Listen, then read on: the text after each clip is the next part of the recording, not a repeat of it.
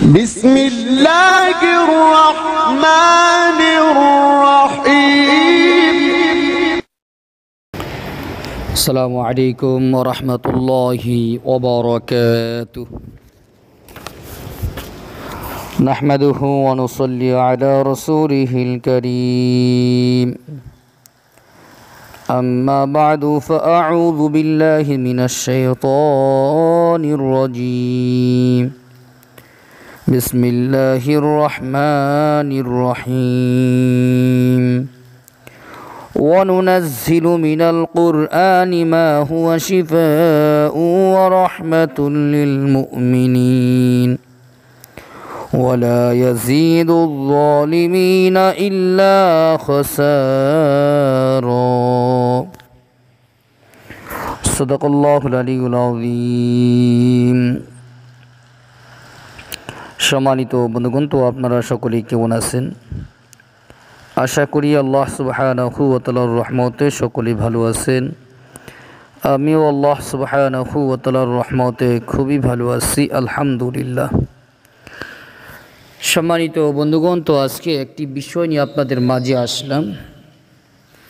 বিষয়টি অত্যাধিক গুরুত্বপূর্ণ একটি বিষয়। বিষয়টি হইতেছে যে কোনো রোগ থেকে মুক্তি লাভের জন্য কোরআনী আমল।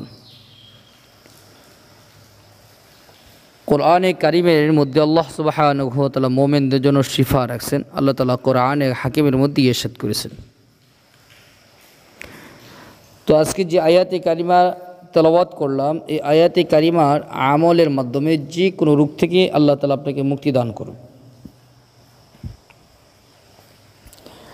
এই আয়াতটি কিভাবে আমল করবেন এবং কিভাবে আমরা কি করতে পারি যার কারণে আমাদের রোগ থেকে আল্লাহ তাআলা মুক্তি দান করবে, আমাদের করণীয় কি, দুইটি পদ্ধতিতে আমরা আমলটি করতে পারি।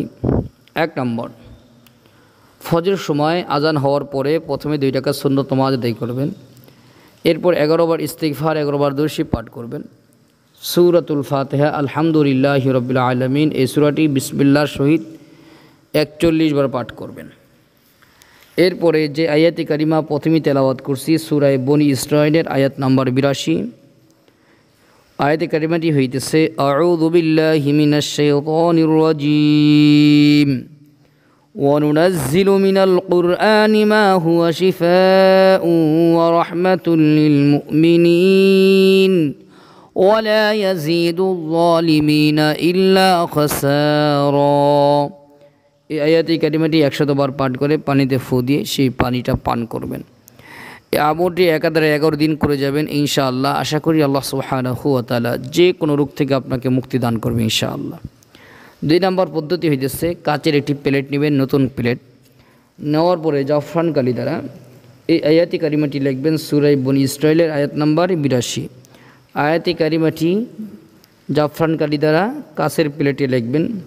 লেখার পরে ওই পানিটা ধৌত করে পানি পান করে নেবেন। এইভাবে 11 দিন বা 21 দিন করে যাবেন ইনশাআল্লাহ। 11 থেকে 21 দিনের মধ্যে দেখবেন আল্লাহ তাআলা আপনাকে শিফায়ে কামিলা দান করবে ইনশাআল্লাহ।